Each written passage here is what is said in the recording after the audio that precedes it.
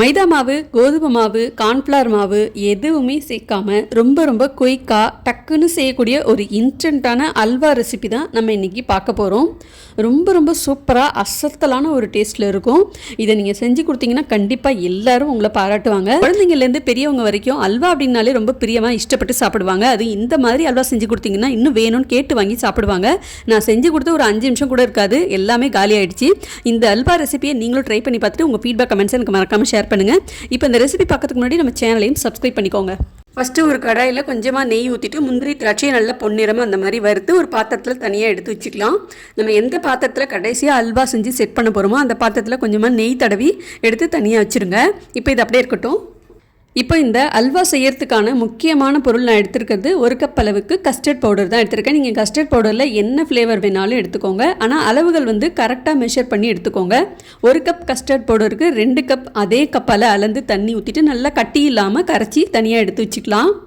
இந்த அல்வா செய்யறதுக்கு குறைஞ்சபட்சம் 5 நிமிஷம் தான் ஆகும், அதுக்கு மேலே டைம் எடுக்காது. அதே மாதிரி சாப்பிட்றதுக்கும் நல்ல ஜெல்லி மாதிரி வாயில் போட்டோன்னு கரையிற அளவுக்கு ரொம்ப டேஸ்ட்டாக இருந்தது.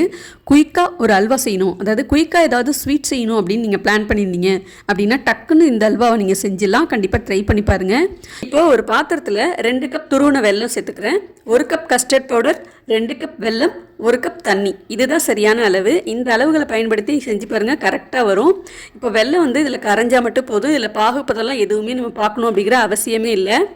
சாதாரணமாக அல்வா அப்படின்னாலே வெள்ளை சக்கரை பயன்படுத்தி தான் செய்வாங்க இல்லையா? ஆனால் இந்த மாதிரி வெல்லம் சேர்த்து ஒரு தடவை செஞ்சு பாருங்கள், ரொம்ப டிஃப்ரெண்ட்டான டேஸ்ட்டில் இருக்கும். அதே மாதிரி ஹெல்த்தியாகவும் இருக்கும். இப்போ வெல்லம் இந்த அளவுக்கு நல்லா கரைஞ்சி டிரான்ஸ்பரண்ட்டாக இருக்குது பாருங்கள். இது அப்படியே வடிகட்டி இந்த கடாயில் சேர்த்துக்கலாம். இப்போது இது கூடவே நம்ம கரைச்சி வச்சுருக்கோம் இல்லையா கஸ்டர்ட் பவுடர், அதையும் ஒரு தடவை நல்லா கலந்து விட்டு சேர்த்துக்கோங்க. கூடவே கொஞ்சமாக 1/4 கிளாஸ்க்கும் கம்மியாக தண்ணி சேர்த்து அதையும் சேர்த்துக்கோங்க. இப்போது அடுப்பு தீயை நல்லா கூட்டி வச்சுட்டு கைவிடாமல் நல்லா கிளறி விட்டுட்டே இருக்கணும். அந்த கஸ்டர்ட் பவுடர் கொஞ்சமாக வெந்து இந்த மாதிரி சின்ன கட்டியாக வர ஆரம்பிக்கும். கஸ்டர்ட் பவுடர் எல்லாமே இந்த அளவுக்கு நல்லா வெந்து வர வரைக்கும் அடுப்பு தீயை கூட்டி வச்சு நல்லா கிளறி விட்டுட்டே இருங்க. இந்த வெள்ளைப்பாகோட சேர்ந்து வரும்போது நமக்கு நல்ல ஒரு அல்வா கலரும் கிடைக்கும். இதில் நம்ம ஃபுட் கலரும் சேர்க்கணும் அப்படிங்கிற அவசியமே கிடையாது. இப்போது கடாயில் ஒட்டாமல் இந்த மாதிரி பதத்துக்கு வரும்போது முந்திரி திராட்சையை சேர்த்துட்டு கொஞ்சமாக ஒரு 2 ஸ்பூன் நெய் சேர்த்தாலே போதும். ரொம்ப நெய் சேர்க்கணும் அப்படிங்கிற அவசியமே இல்லை. நமக்கு அல்வா ரெடி ஆகிடுச்சு. அல்வா அப்படின்னாலே அந்த கலர் நமக்கு கரெக்டாக வருமா, பதம் பார்க்கணும், பக்குவம் பார்க்கணும், ரொம்ப நேரம் கிண்டிகிட்டு இருக்கணும், நிறைய நெய் சேர்க்கணும், இந்த மாதிரி எதுவுமே பாருங்கள் இந்த வீடியோவில் நான் உங்களுக்கு காட்டவே இல்லை. ரொம்ப ஈஸியாக சுலபமாக ஒரு பிகினராக இருந்தீங்க அப்படின்னா இந்த வீடியோ பார்த்துட்டு கண்டிப்பாக ட்ரை பண்ணி பாருங்கள். அல்வா சூப்பராக ரெடி ஆகிடுச்சு. இதை நெய் தடவின பாத்திரத்தில் கொட்டிடலாம். இந்த அல்வாவோட கலருக்கு நம்ம ஸ்பெசிஃபிக்காக எதுவுமே சேர்க்கலை. சாதாரணமாக இந்த திருநெல்வேலி அல்வாக்கெலாம் பார்த்திங்கன்னா சுகர் கேரமலைஸ் பண்ணி அந்த கலரை தான் சேர்ப்பாங்க. நம்ம வெல்லம் சேர்த்து செஞ்சுருக்கிறதுனால இந்த அல்வாவோட கலர் பாருங்கள் பார்க்குறதுக்கு நேச்சுரலாக இருக்குது.